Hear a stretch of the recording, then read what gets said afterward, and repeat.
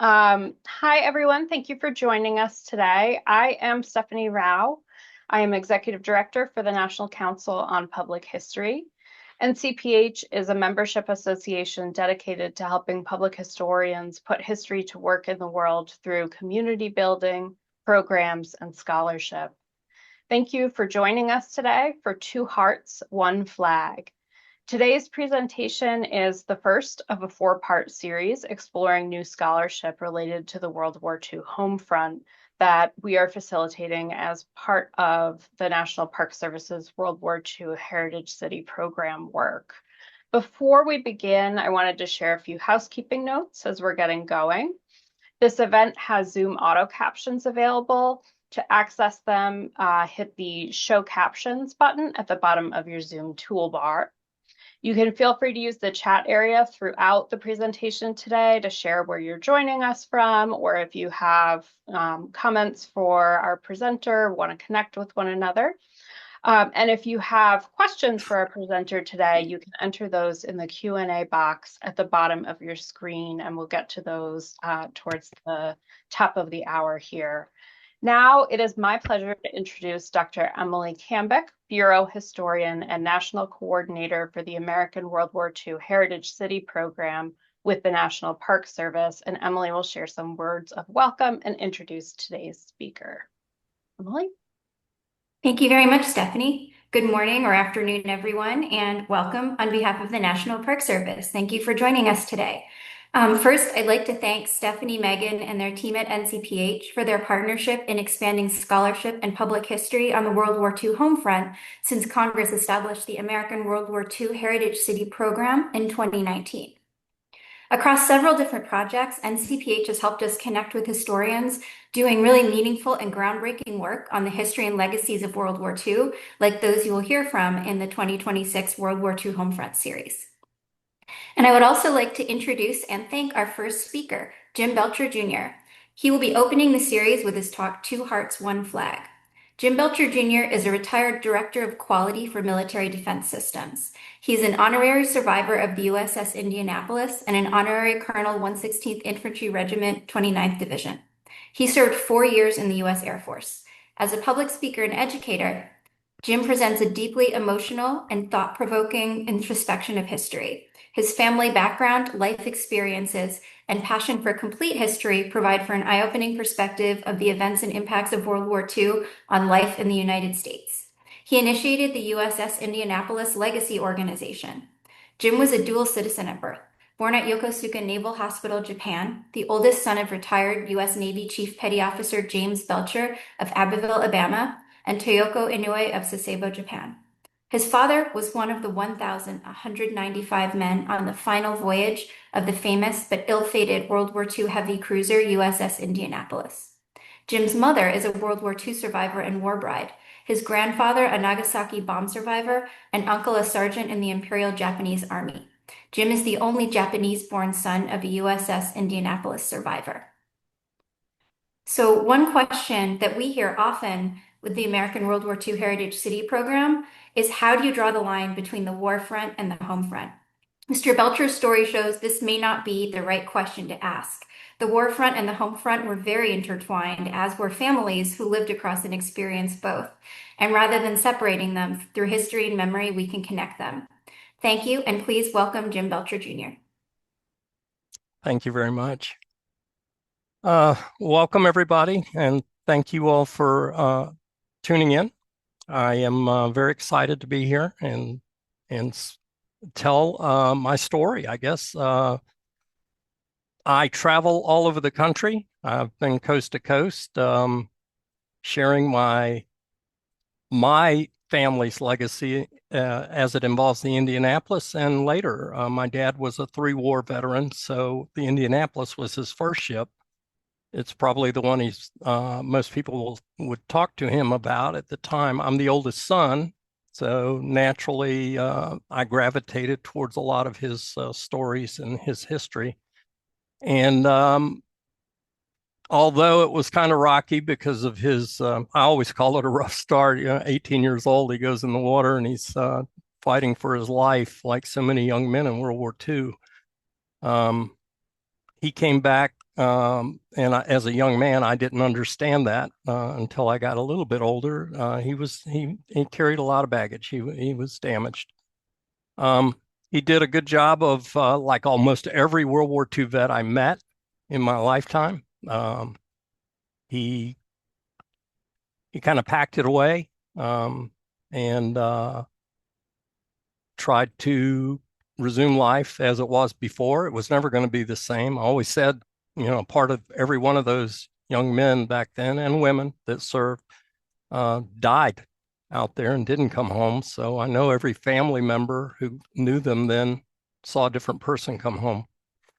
I grew up with a dad that I felt like was damaged, and as most young people, and the oldest sons almost always, I did a lot of pushing back.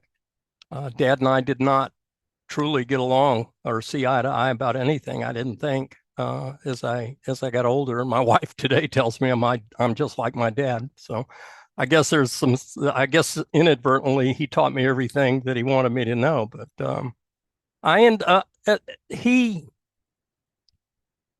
seemed always to be a little bit on the angry side, not violent, just angry. And of course, we took it for granted. He drank heavily, and yet he functioned. He never had any problems with work, staying employed. He worked in high tech.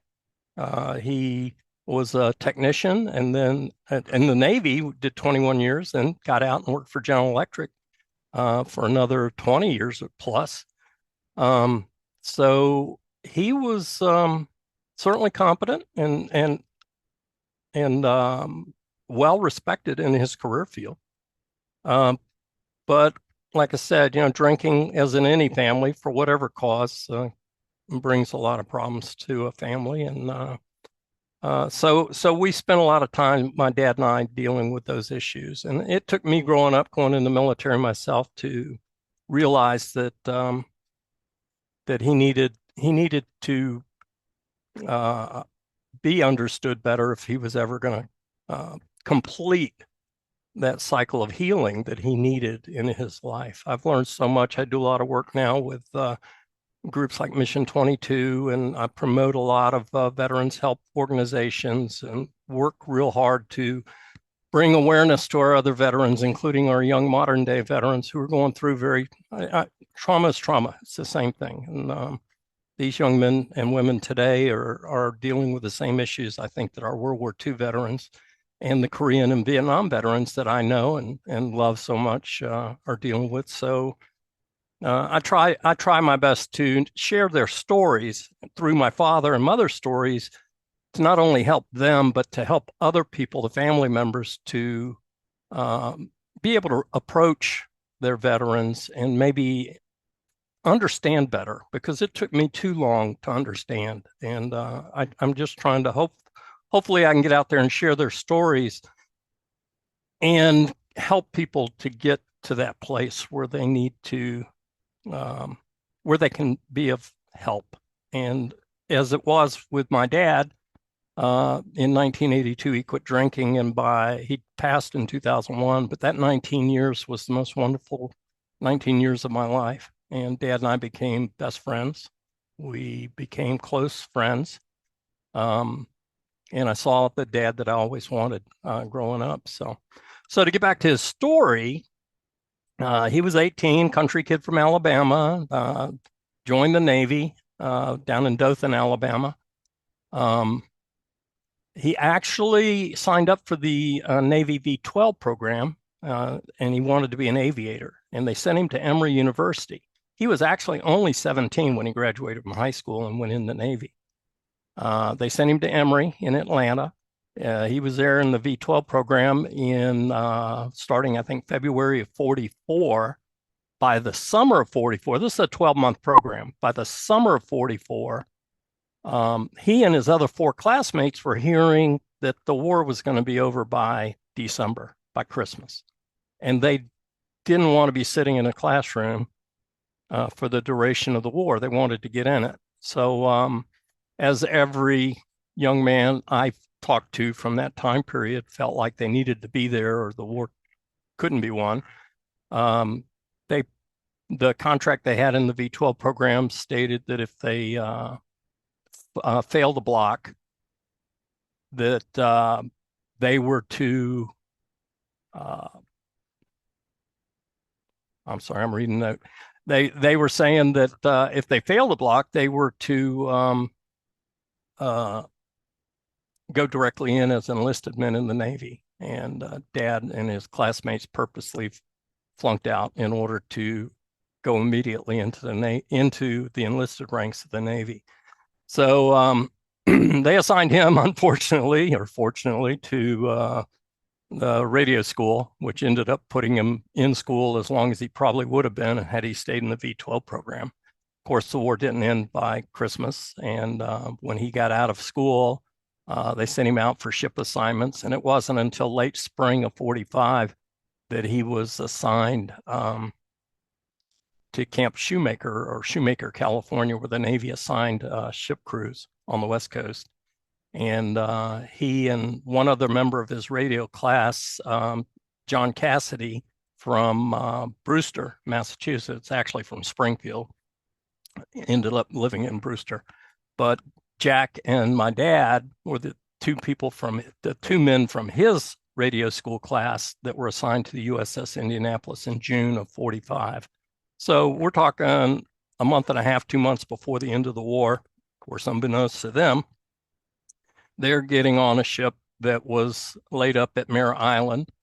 If anybody, I'm not going to go through the whole history of the Indianapolis, but the Indianapolis was at Okinawa. It was the flagship of Admiral Spruance, Sixth Fleet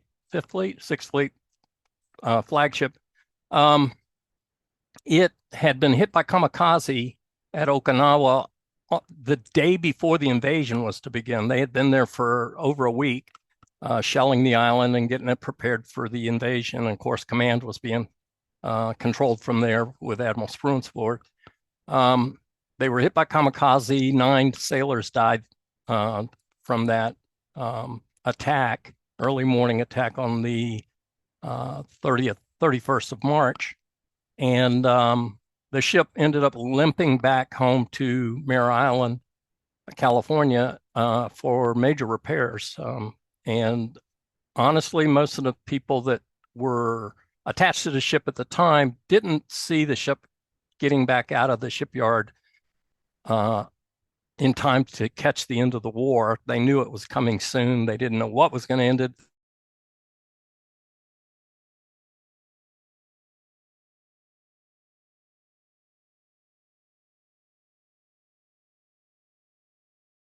For this invasion, for the most part, they started looking at the crew, who were very experienced crewmen, and they started transferring a lot of those guys off the ship. They transferred them to other ships or moved them shore based. But as it ended up, a quarter to a third of the crew were transferred off the Indianapolis, and that's when my dad was transferred aboard, along with almost a third of the new crew, green crew. So they all were assigned their stations. Dad, of course, the radio room, but he was a striker radioman at this point. He hadn't been rated. And he and John were assigned, Dad was assigned to Radio 1, which is Radio Central. They have 2 Radio Shacks on the ship. He ended up, an interesting thing that happened after he had passed in 2001, I was in the basement of his house and I found a picture that he had sent to his mother and father, and it was dated July 15th, 1945. And in it, he wrote a short note and he said, or on it, he said, getting ready for my first cruise. The Indy had been repaired in a rush. And unbeknownst to him, the Indy had also been tasked to carry an important cargo across the Pacific on a speed run. Dad, being brand new crewman, unfamiliar really with the ship to the most extent, didn't know that many people on the ship other than John and a few of the radiomen. He wrote the note, and all he said was, ready for my first cruise, and sent love to Mom and Dad. And the date 7:15 struck me because that's July 15th. That's the day that the atomic bomb at Trinity was detonated.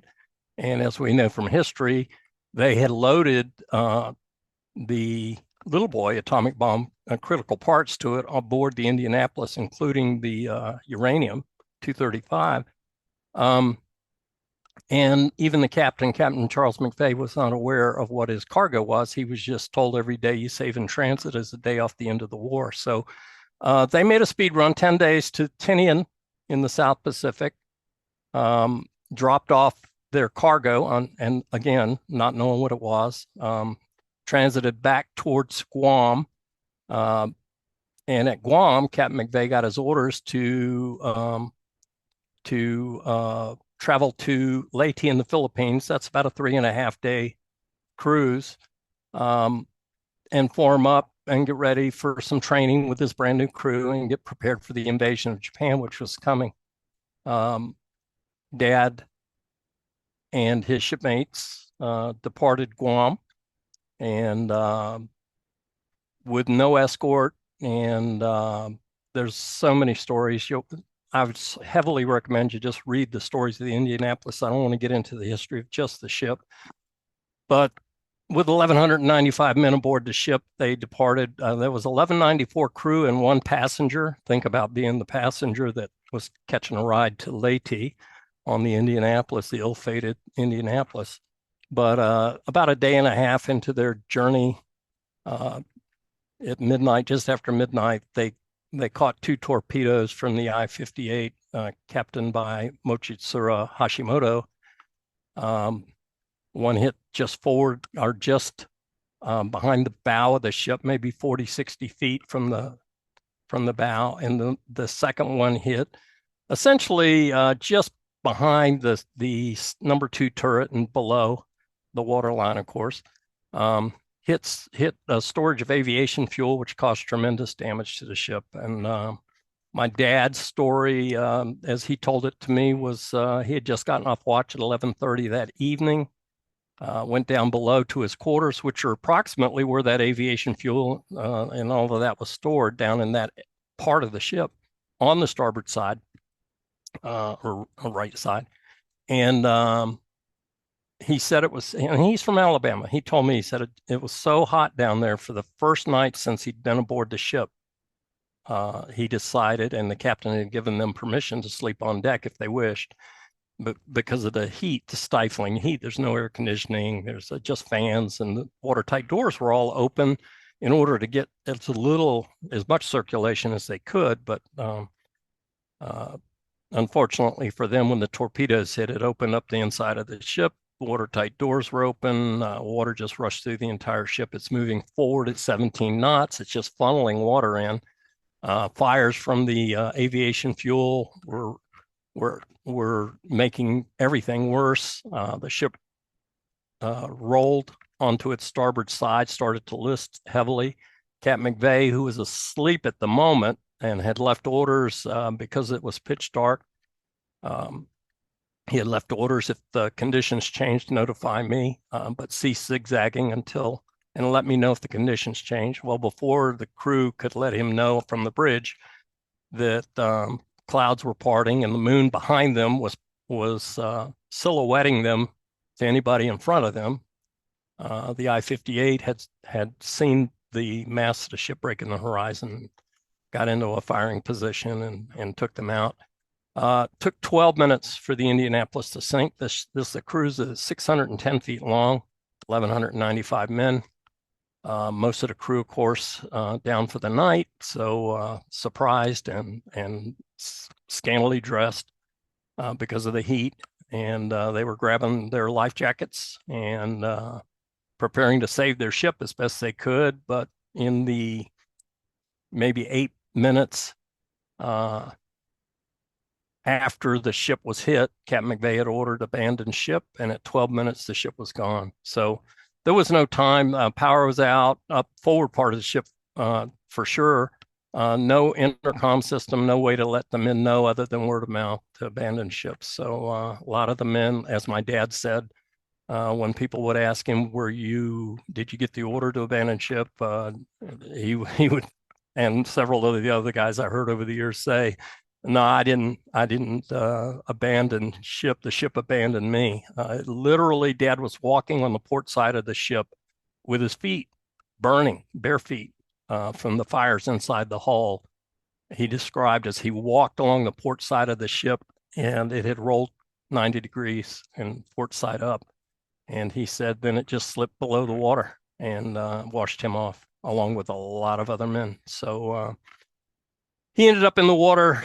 And this is the part that I did not understand with my father. And I'm sure a lot of veterans think, we all know they don't like to talk about it. My dad didn't talk about it for many, many years. He was still in the Navy until 1969. I was 12 years old by then. Before that, I had no idea he had been on the ship. What happened was in 1968. Yep, 1968. On the anniversary of the sinking, I noticed as an 11-year-old that he seemed unusually sad, and he was a chief petty officer in uniform when he'd come home from work. So we knew as I'm the oldest of three boys. All three of us knew, when Dad was in that mood and sitting there drinking his beer, just leave him alone and go about our business and don't do anything stupid that get his attention. And so I remember turning to my mother, who's Japanese, and saying to my mother, "What's wrong with Dad?" And she looked at me and she said, "This is the day his ship sank." And I said, "What ship?" And she said, "I don't know. He never told me." They had been married 14 years at that point, and it surprised me that my dad, number one, had been on a ship that sank, and number two, why wouldn't any of us, including my mother, even know anything about it other than he was on a ship that sank, and something none of us except my mom knew then. So I waited a few days, and when Dad came home from work one day, and he was not drinking so heavily, I approached him and I thought, oh, I'll just ask him. I'm interested. And so enthusiastically, I went up to him. I said, Dad, Mom told me you were on a ship that sank during the war. And I remember him looking at me. Dad was 6'4", over 200 pounds. I'm a skinny 11-year-old kid, maybe 88 pounds. And I remember him looking down at me and when I said, "What? You were on a ship that sank during the war. What ship was it?" And he looked at me almost with a puzzled look on his face, and he said, "Indianapolis." And before he could go, I said, "Well, what happened?" And I'll never forget this. He looked at me very intensely, and then he said, "It sank." And at that point, he just walked away. And I had no idea what was going on. I'm 11. I'm a young man who wants to know about this stuff and had never heard these stories. And I'm thinking, wow. So now it's surreal to me. But I went on to school, and it was months later. I got to thinking about it, and it troubled me. And so I went to the library, and I just thought, well, he said Indianapolis. Let me go look it up. So I looked up USS Indianapolis, and that's when I found the book Abandoned Ship by Richard Newcomb and read it. And I was blown away. My dad's name is, the whole crew's names are in there. His name has a little asterisk or star next to it indicating he survived. You look in the book at the list of 1,200 men, and you see 1 out of 4 has a star, 3 out of 4 didn't come home. It started to sink into me then that he had been through something pretty traumatic. And it started to help me understand maybe a little bit why he was the way he was. Of course, I'm thirsting for knowledge now, and I want to know more. So I'm always bugging him about it, but he would not talk, would not talk, would not talk. So now we're into the 70s. He's retired from the Navy. He's working for General Electric. Life goes on. I'm getting ready to graduate from high school in 75. In 1975, summer of 75, Jaws, the movie Jaws came out. And when Jaws came out, that opened the door to reporters coming to our house. And when the reporters started coming to our house wanting to hear his story, he was very offish about it. At first, he just yes and no answers, and kind of like he was with me the first time. But they would come back year after year after year. And every year I noticed he would talk a little bit more. Now, by then, 76, I'm in the Air Force. 77, I get notice that they're launching a submarine, USS Indianapolis. And I'm all excited. I'm in the Air Force Station in Massachusetts, and they're launching the submarine out of Groton, Connecticut. And I had gotten in touch, found for my dad, his only friend on the ship that survived, John Cassidy, who lived in Brewster, Mass. So I contacted John. John, of course, immediately wanted to speak to my dad. They reunited by phone. And long story short, Jack started asking Dad to attend this submarine launch. And Dad, who had never attended any events having anything to do with the Indianapolis, turned him down.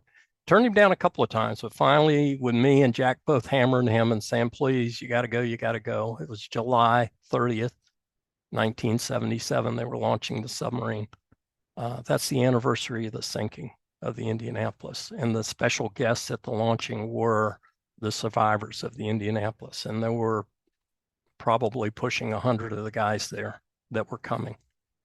Dad had not seen these men since 1945, so it was a big deal. I remember thinking at the time, I'm going to meet these men other than Jack Cassidy, John Cassidy, for the first time, and I was in awe. I'm 19 years old, and it just struck me as I'm standing amongst these men with my dad and John reunited. And Dad looking like he was lost most of it because he had not touched base with any of these men in all these years. Point of fact, the survivors organization in years later told me that when Dad showed up at the reunion, responded to he would like to come, they had not even sent him an invitation because years before that, they would have reunions every 5 years. And they got to where they never got a response from him sending invitations to his home of record in Alabama. His parents would receive him and ask him, and he would just say, throw him away. And so they actually moved him into the deceased category. So Dad was one of the few, I think, that was resurrected from the deceased. And so he attended the reunion. The guys there were awesome. It was, they didn't talk about the Indianapolis. I got to say that. That was the first thing that struck me as I'm sitting there as a young man, 19, in the military, in awe. I'm in uniform, by the way. And I realized they're just talking about normal, regular life things and family and jobs. And I thought, how interesting that these men who are so carrying so much pain and such horrible memories are still not able to talk about any of this. Even amongst themselves, they didn't seem to be, certainly with people around. So we went and saw this submarine launch. One thing that I got to tell you this story. We're going into the gate at Groton. Keep in mind, it's 77. It's just post-Vietnam. I'm in uniform at a time when in this country, if you wore your uniform out in public, people were still saying some hateful things and treating our Vietnam vets pretty bad. I witnessed that as a post-Vietnam vet coming in. People didn't seem to differentiate. We were coming in the gate at Groton, and there was a bus, not 3 buses of these survivors with their wives. I'm one of the very few sons, and I'm certainly, I think, the only one in uniform that I recalled. And I remember as we pull up to the gate, there were protesters standing out there, and they seemed to be very animated. As we got closer and closer, we ended up having to stop and wait. And we were there about 20 minutes. I want to say 15, 20 minutes. It was a while. For me, it seemed like forever. The protesters themselves were about my age. I'm 19. Most of them were about my age or seemed like it. They're holding signs. They said some really ugly, nasty, dirty things to these men that they should have been revering. Instead, they're treating them, like the enemy. I was so angry. I'll never forget that. I was so angry. I just wanted to get off the bus and start swinging. That's the way I felt. And I remember I'm standing in the aisle. The older, all our veterans are sitting, and I remember looking down at my dad and John, and they're just casually talking, ignoring everything outside. I look up and down the bus, and everybody's ignoring everything going on outside. These people are beating on the side of the bus, and it was just strange. I remember it struck me as, wow, there's something weird going on here, but I don't understand.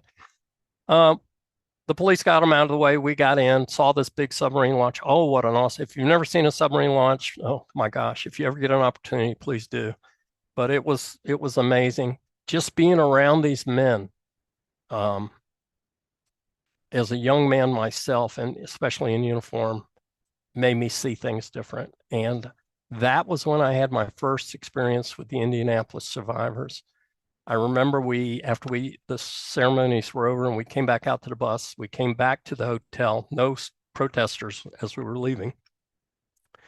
And we were in the lobby getting ready to go out for dinner. And I remember standing in the lobby behind my dad's chair. They have these round tables, maybe 10 to a table sitting. And people are just sitting and talking, Jack and my dad side by side, and maybe 8 other people with their survivors with their wives. And they're just talking about nothing, about life. And I remember this exact moment. That was almost 49 years ago. I remember it like yesterday. One of the gentlemen across the table from me, one of the survivors, looked at me, and I wish I knew who he was. At that time, I did not know any of these men. He looked right at me and he said, he's reading the name tag on my badge on my uniform, and he says, Belcher. He said, what'd you think about today? And I remember first of all, I was just totally caught off guard that these guys were like heroes to me, and I just couldn't believe I was surrounded by them.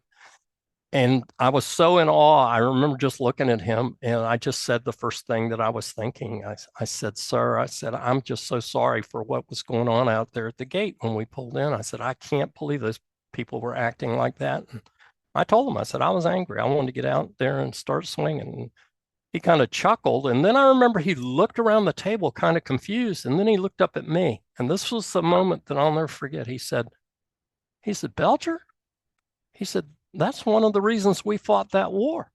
So they'd have the right to do that. And I got to tell you that at that moment, I tear up thinking about it. At that moment, I realized we need these guys. They're the ones that are teaching me why I'm wearing this uniform. They're the ones I started hearing my dad's wisdoms over all the years, and so many times it just didn't make sense to me. And now all of it was starting to make sense. I'll never forget that. I pass that story on to kids in schools because they need to understand that freedom comes from letting people protest and do things peacefully.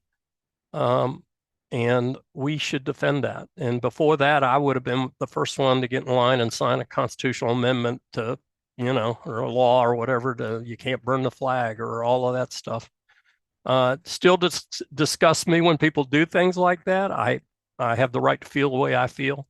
They have the right to protest. That's my stand. And so I learned from the survivors, and I learned so many. I wish I had time to share all the lessons that those men taught me over the years. That's what I speak about a lot.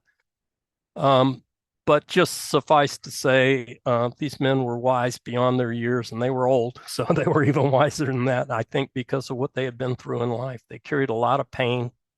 They carried a tremendous burden. Like I said, part of them never came home. And I started to pay more attention to them after that. I went to every reunion with my father after that that we could go to. In 95, they built a monument up in Indianapolis for the guys, and we were there. And my brothers and I, all of us, our whole family was there, and it was such an emotional thing. To this day, on the 30th of July, every year, I'm at Indianapolis at the monument, and there's a core group of us family members who meet there every year on the 30th. We call it the Honor Watch. It's run by one of the Lost at Sea crewmen, Michael Emery's, the head of our little Honor Watch group.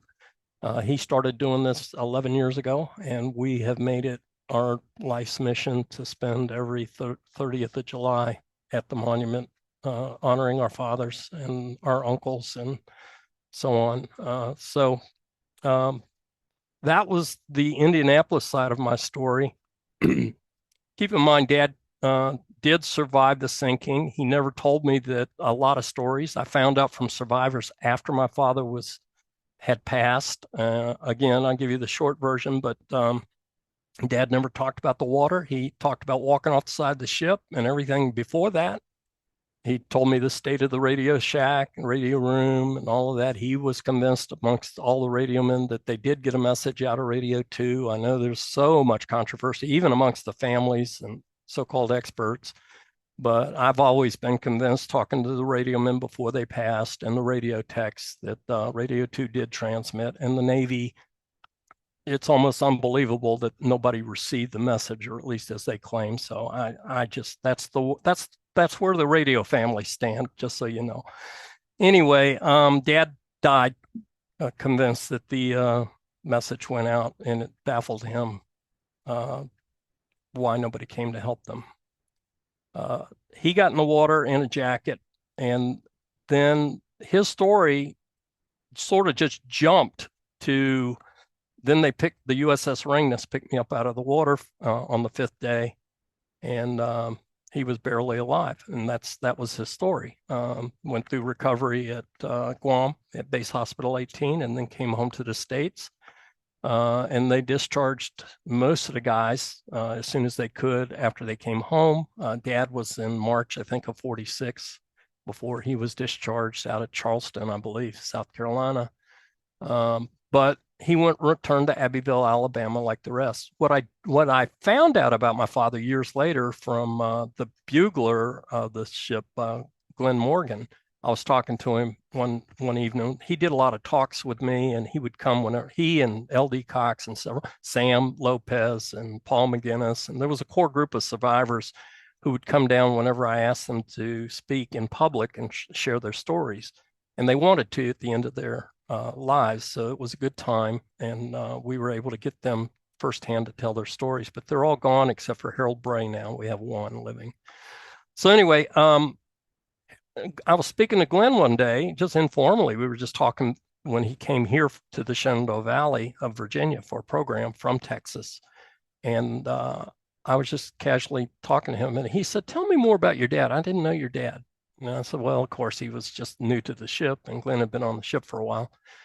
And Glenn's a bugler, Dad's a radioman." So anyway, I said to Glenn, he said, "Describe him." And I said, "Well, he's 6'4", and probably at that time, probably only weighed about, 170, maybe 165, 170. He was tall and lanky, from Alabama." I said he had that heavy Southern accent. And Glenn said, "I think I know your dad."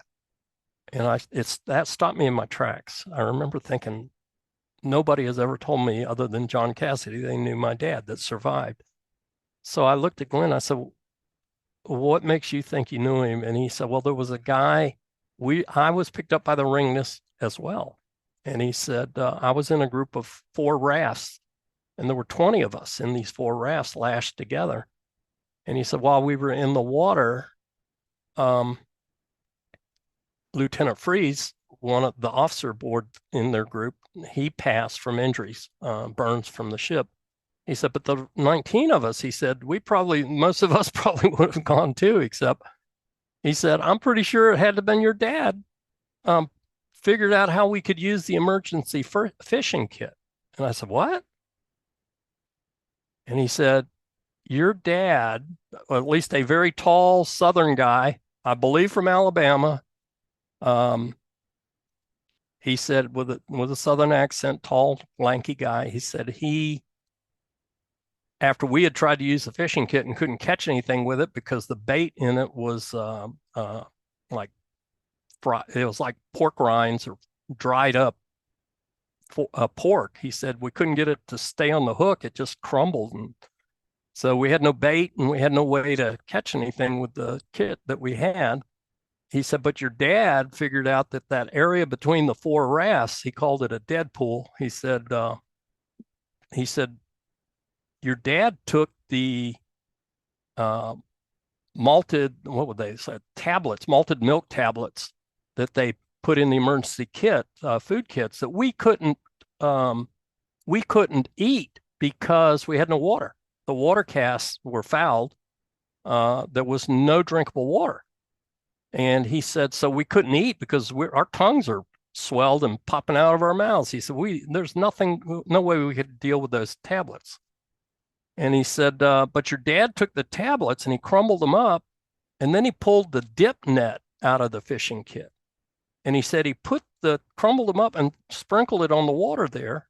And he said this little purple fish would come up and try to eat the stuff. And he said, I watched your dad with that dip net trying to catch it. And he said, I watched him, this is Glenn's words. He says, I watched him for 20 minutes.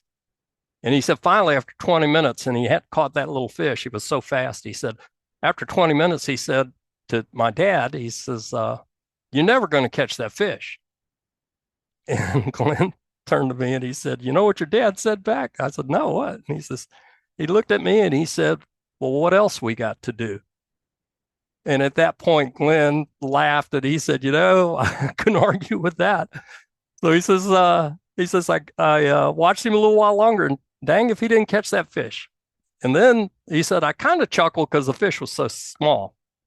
And he said, but he took that fish and put it on a hook and he lowered it down and he caught a bigger fish.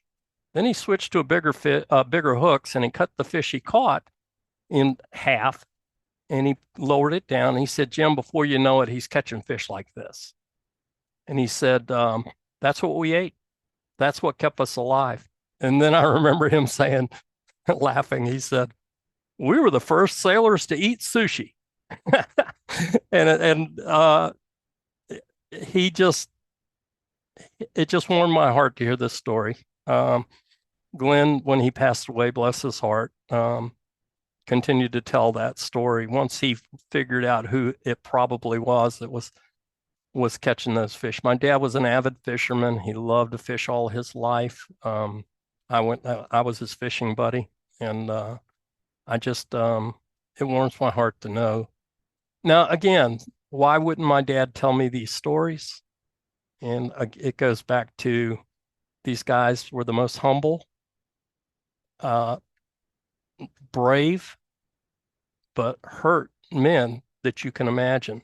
And I remember when people would come up to the survivors and my dad when I was with him, and they would, proclaim them heroes and this and that. And I remember how they all turned away from the word hero. They didn't want to hear that. It made them very uncomfortable. And I asked my dad about it one time, and I remember him saying to me, he said, Jim, he said, there's nothing heroic about trying to stay alive. In his mind, that's all they were doing, was trying to stay alive. I mentioned that one time to Glenn, and Glenn said, yeah, but he said, if your dad hadn't caught those fish, we wouldn't be here. And so I think about those things, and I think how many of those men did so many heroic things in order to help the men around them. And so it was hard for them to talk about it. It was hard because for every man they did help, there were 3 that didn't make it. And that haunted them for their entire lives. And I learned later when I befriended some of the rescue men from the Ringness, the Bassett, the Cecil Doyle, several of the ships that participated in the rescue recovery. I remember Peter Wren from the Bassett saying to me that the sound of those men as they were trying to rescue them on the water in the dark, he said, I would kill the motor on my LCVP and listen. And he said, I was hoping to hear somebody calling for help. And he said, all I heard was, and he described it as cows in a field. He said it was like they were groaning and it sounded like cows mooing in the dark. And he said what troubled him all his life was, he said, they came from all around me. It's like, which direction do I go? Who do I save? Bill Van Wilp, who jumped in the water to save the guys and because they had trouble getting them into the LCVPs, told me, he said, Jim, He said, I was 19 years old. I'm swimming. They told me we couldn't bring any of the dead aboard the LCVP. He said, I had to decide who to push up and put into the rescue boats and who to leave. And he said, I was 19. He said, I wasn't trained for this. And then I'll never forget as he broke down and was bawling in the back of my vehicle as we were driving up to Indianapolis together. Bill with Peter beside him, Peter Wren, his young officer at the time, Bill enlisted guy. Bill said, who am I to play God? I know I left guys out there.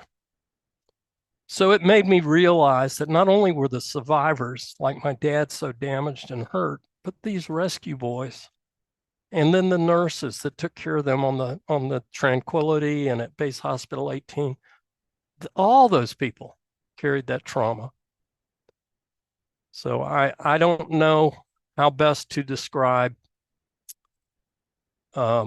these men when they came home, but I can tell you, and it's happening today to these young men and women that we send overseas. This trauma's the same. It's real. I don't know how best to deal with it other than, as I tell these young people, listen to their stories. When they're ready to talk, they'll talk. And when they do, encourage them to talk, because I could see every time my dad would offload a story, I saw him heal a little bit. And I saw him find a little bit more peace. And over the years, especially marrying my mother, Japanese, my gosh, he found total peace. The reconciliation with my dad marrying my mother and all the messages that it sent to me and my brothers, and how we grew up and see the world, especially today with all the stuff going on around us. I remember my dad saying one time when a lady fussed at my mom and told her she needed to go back to where she came from, she didn't belong here because of her accent and the way she looked, Japanese. This is in the 70s. I remember Dad turning to me as he was consoling my mother, and Dad was not a consoling person. So there was a lot of trauma that day. I remember him looking over her shoulder right at me and saying, if I can forgive, why can't they? And I look at all the stuff going on. Sorry. I look at all the stuff going on in this country today, and I don't understand. I don't understand why people who have so much more in common, so less reasons to be so far apart, can't get along. And yet my mother and father, 46 years till he died of a heart attack in 2001, they were married. My mother never remarried. She passed away in 2022 at age 88. She told me he was my one and only. And she just lived for us three boys and her grandchildren after that. And she never went back. I remember when Dad passed in 2001, my brothers and I approached my mother and we said, Mom, as she was coming out of the mourning and all of that, we said, Mom, you've done your job, all three of us. You put us through college. We're successful. We got our kids. We're happy. Mom, you sacrificed so much. You put up with so much discrimination and anger and hate in the 60s and 70s, along with us kids. We were biracial before biracial was cool. And I remember saying, and my brothers, all three of us sitting there saying, Mom, it's okay. If you want to go home, it's okay. After 50 years, 60, 70 years in the States. And she looked at us, and I remember her saying to me, but I am home. And when she said that, it made me realize she had been naturalized in 1963. She came here in 57. Mom and I came together. I was born in Japan. I'm the only Japanese-born child of a USS Indianapolis survivor. I was a dual citizen at birth. I had to renounce my citizenship, Japanese citizenship, when I went in the Air Force because of a security clearance, not because of service. And I've always felt, I've always felt a kindness towards people who sought the United States as a place better than where they came from. And my mother certainly saw it. She was red, white, and blue. That's why I call my program two hearts, one flag, because my mother never saw the Japanese flag as her flag anymore. It was an American flag. She was red, white, and blue. And it's a shame that people who are born and raised in this country can't appreciate what they have versus what it could be if they didn't. And then also be more open to allowing people who come here legally uh, to enjoy life. That's what it's about, right? Life, liberty, pursuit of happiness. That's what we're supposed to be able to do here in the United States. And so anyway, that's the story of my mother and father's life together. My mother was born in Sasebo, Japan. I remember one time she told me I was talking about B-29 bomber, and she said, I saw it. And I said, saw it? And she said, yeah, we shot it down. And I remember looking at Mom and saying, Mom, we had more than one bomber. and she honestly was shocked. She was 11 and a half when the war ended, and she was one of the little girls training with the bamboo sticks. So she was told, the Americans are cruel, barbaric, dirty people, and they were prepared to slaughter the Americans that were going to invade Japan. Mom told me, and this is something I want to leave you with, is the last thing she said to me when I asked her about the atomic bombs. And there were 5 survivors behind me when this question came up in a public forum. A young college student stood up and said, what do you, and he's talking to the survivors, what do you think about dropping the atomic bombs on so many innocent civilians? And I remember my mother sitting in the front row. Her father, my grandfather, was at Nagasaki when the second bomb was dropped. My dad helped deliver the first bomb. And I remember asking her, I was moderator, I had the mic. So I turned to her and I said, Mom, would you answer that young man's question? And I remember her turning around to him and saying, dropping those bombs saved my life and the lives of my family. Had we not dropped those bombs, I would have been fighting with a bamboo stick to kill an American invader, and he would have killed me. They would have killed us all. But we were told from before the war that the Americans were here to kill us all. The propaganda in Japan was so strong, and we don't teach that in school. And that's, again, another reason why I go into the schools. I think we need to explain better this thing about dying for the emperor and Bushido and samurai complex and all that stuff. There's truth in some of it, but the bottom line with my mother and her family was we were going to die anyway. They were going to kill us. And that's what propaganda does. And don't think for a moment that we are not barraged with propaganda today, not just from other countries, but our own country. And so I want kids to wake up and think about everything that they see and think about these things, because we're under constant propaganda barrage. So anyway, if anybody's got any questions, I'd be happy to take them. Yeah. Thank you so much, Jim. I want to say it's an honor and a privilege to have been able to listen to your story and the stories of your mother and father. And thank you for sharing this with us today. Appreciate it. I want to share a couple of comments that have come in the chat. One is from Justin Sochaki, who says, I can't tell you how meaningful this has been for me. My grandfather was a Marine on Iwo Jima and died when I was 3. The personal recollections of survival and recollection are what I wish I had heard from my grandfather. Thank you. And Jason Okrasa from the Park Service, who it sounds like you know well. I know Jason. He's awesome. He says, Jim, I know we've talked before of the similarities you have with the Indy survivors and I have had with my group of Pearl Harbor survivors. Thank you for continuing to tell the stories of fellow airmen, lest we forget. Awesome. And that brings me to a question I have for you as we think about wrapping up here is as we continue to have these generations of survivors from great moments in our history, maybe great is a not good word to use there, but important, shifting and perspectives in time. what advice would you have for historians who want to engage with these stories of survivors, who maybe want to collect recollections and oral histories?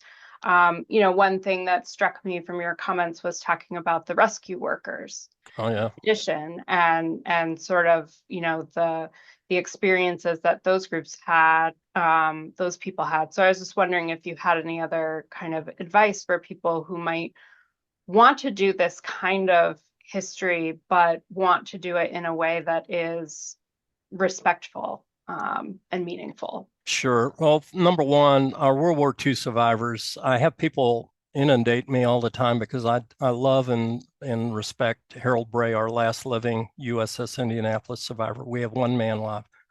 Because of my Japanese heritage, ironically, and a teacher, an instructor at Indiana University, who is Japanese ethnicity, but American citizen.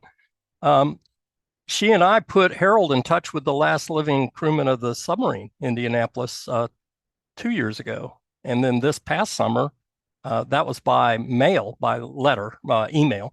And then this summer, we were able to have a Zoom conversation where they could see each other face to face. And both are still alive, by the way. So to answer your question, be mindful of the fact that World War II veterans themselves are, for the most part, too fragile now to take a visit, or, that time is gone.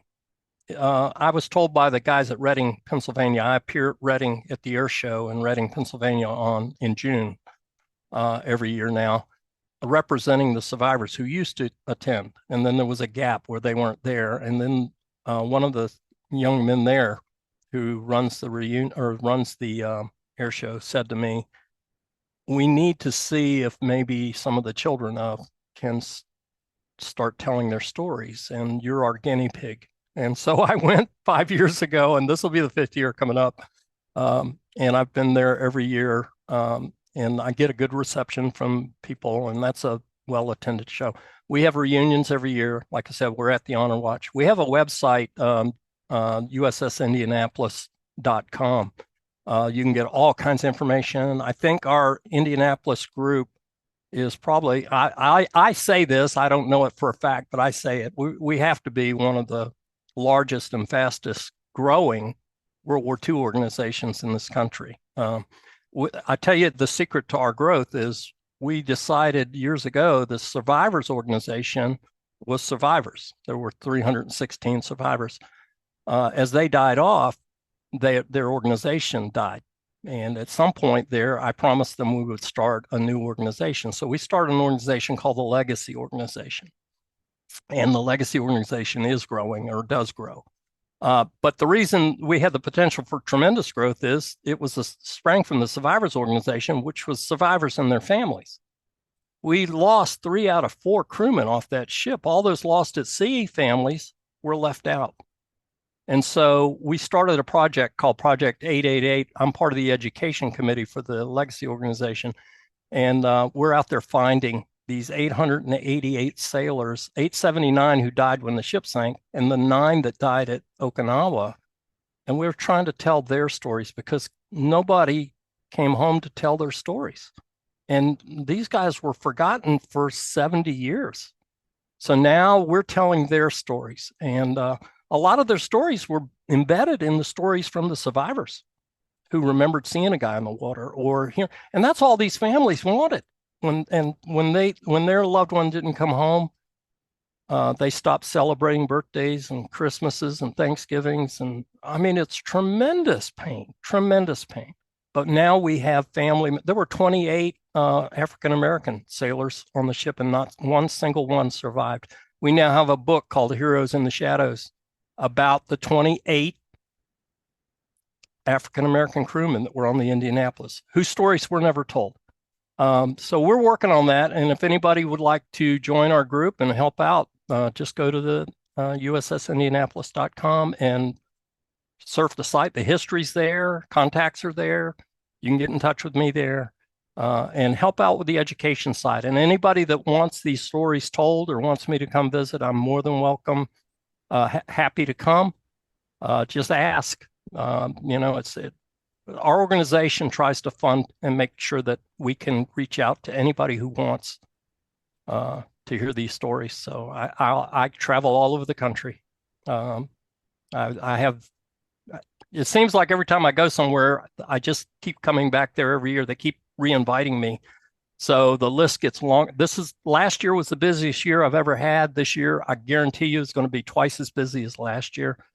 We need these stories. We need these lessons because right now our country is hurting. And these are lessons that our parents used to teach us. My age parents used to teach us. My grandkids need to hear these stories. My great grandkids need to hear these stories. They need to learn these lessons.